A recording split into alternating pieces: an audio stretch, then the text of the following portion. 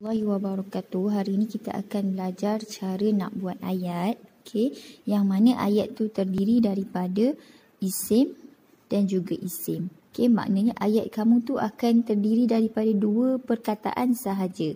Dan kedua-dua perkataan itu mestilah kata nama. Okey, apa dia kata nama? Kata nama ni adalah macam mana yang kamu belajar dalam bahasa Melayu, iaitu manusia, benda, tempat, binatang, haiwan, samalah binatang dengan haiwan, buah-buahan, sayur-sayuran. Okey, ini contoh-contoh kata nama. Okey, so ayat kamu ingat, ayat kamu mestilah ada dua perkataan sahaja dan kedua-dua perkataan ini mesti kata nama. Okey, kita tengok contoh ayat yang pertama, iaitu Muhammadun Zakiyun. Okey, Muhammadun ni maksudnya nama orang, Muhammad. Zakiyun ini maksudnya adalah pandai. Okey, jadi ayat ni nak mengatakan Muhammad pandai. Maksudnya Muhammad seorang pelajar yang pandai. Okey, Muhammad ini kata nama dan pandai ini sifat. Okey, sifat pun termasuk dalam kata nama. Okey, ayat yang kedua iaitu Al-Baqaratu. Okey, Al-Baqaratu maksudnya lembu.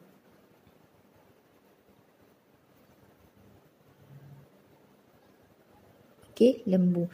Kabiratun, besar. Okey.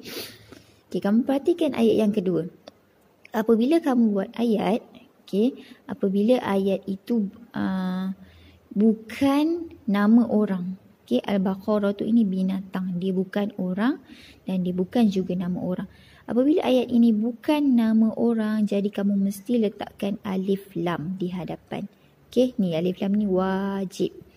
Okey, kemudian bila kita nak buat ayat isim tambah isim, okey, isim tambah dengan isim, okey, isim yang kedua ini mesti mengikut isim yang pertama. Okey, maksudnya kalau isim yang pertama ini muzakkar, isim yang kedua kena muzakkar. Kalau isim yang kedua muannas, kalau isim yang pertama ini muannas, isim yang kedua juga muannas. Okey, contohnya yang pertama ini Al-Baqaratu muannas. Kenapa muannas? Sebab ada ta marbutah. Okey, jadi isim yang kedua pun kita kena letak ta marbutah di belakang, kabiratun. Okey, okey, lembu itu besar. Okey, katakanlah saya nak kata meja itu besar. Okey, meja dalam bahasa Arab adalah al-maktabu.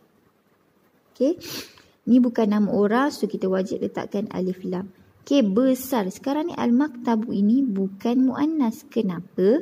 Sebab tak ada ta marbutah. Okey, jadi dia muzakkar.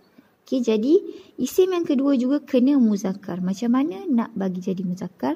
Buangkan ta ini. Jadi dia akan jadi kabirun. Okey. Okey, ingat. Kalau isim yang pertama muannas, isim yang kedua kena muannas. Kalau isim yang pertama muzakkar, isim yang kedua juga muzakkar. Kalau isim itu nama orang, so kita tak perlu letakkan alif lam di hadapan. Kecualilah nama dia memang ada alif lam. Contoh nama orang tu Al-Humaira. Okey, memang nama dia Al-Humaira. Jadi kita kena tulis alif lam. Tapi kalau nama dia tak ada alif lam, kita tak perlu tambah alif lam. Okey, tapi kalau bukan nama orang, so wajib letak alif lam. Okey, jadi untuk kita buat ayat isim tambah isim, isim yang pertama ini, okey, wajib diletakkan alif lam di hadapan. Okey, wajib ada alif lam, wajib ada alif lam, kecuali nama orang. Okey, ingat, isim yang pertama wajib ada alif lam kecuali nama orang. Isim yang kedua tak perlu ada alif lam di hadapan. Okey, tengok ni, tak ada alif lam, tak ada alif lam, tak ada alif lam. Tak perlu ada alif lam di hadapan. Tetapi baris di hujungnya mestilah baris dhammatain. Okey, wajib baris dhammatain. Okey, jadi isim yang pertama wajib ada alif lam di hadapan kecuali nama orang. Isim yang kedua wajib berbaris dhammatain di hujungnya. Okey, tapi tak perlu ada alif lam. Dan ingat, kalau isim yang pertama muzakkar, isim yang kedua pun muzakkar. Kalau isim yang pertama muannas, isim yang kedua juga muannas. Okey, contoh yang terakhir ad-dukanu. Ad-dukanu ini maksudnya kedai. Okey, kedai. Kedai itu maftuhun. Okey, terbuka. Okey, kedai itu terbuka. Okey, sifatnya buka. Kita nak bagi tahu kedai itu buka. Okey, so ad-dukanu ini muzakkar. Kenapa muzakkar? Sebab dia tak ada ta marbutah. Jadi dia punya sifat pun mestilah muzakkar maftuhun. Okey, tapi katakanlah kalau ayat tu kita nak bagi tahu sekolah buka. Okey, so al-madrasatu. Okey, al-madrasatu ini muannas. Kenapa? Sebab ada ta marbutah. Jadi isim yang kedua juga perlu muannas. Dia kena mengikut isim yang pertama. Okey, jadi dari kita nak bagi tahu sekolah buka. Okey, jadi maftuh ni kita jadikan muannas. Macam mana nak jadikan muannas? Kita tambahkan ta marbutah. Okey, jadilah dia maftuhatun.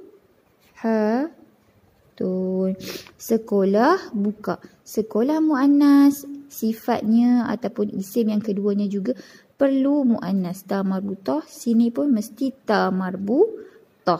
Okey? Okey, itu sahaja. Okey, kalau kita nak kata contoh yang pertama ini lelaki kan, Muhammad pandai. Kalau kita nak kata Siti yang pandai, macam mana? Okey, jadi kita letak kat sini Siti. Okey, Siti ini muannas. Muannas itu maksudnya perempuan. Okey, walaupun dia tak ada ta marbutah, tapi kita semua tahu bahawa Siti ini adalah nama bagi orang perempuan. Jadi isim yang kedua juga perlu kita jadikan dia muannas. Dia kena mengikut sebab isim yang pertama ini muannas. Siti ini perempuan, jadi dia muannas. So isim yang kedua juga perlu jadi muannas. Macam mana kita nak kata Siti pandai? Okey, so daripada Zakiyun ni kita tambahkan ta marbutah. So dia akan jadi Zakiyatun. Okey, Siti pandai. Kita kena tambahkan ta. Okey, sebab Siti ini muannas. Okey, itu sahaja. Assalamualaikum.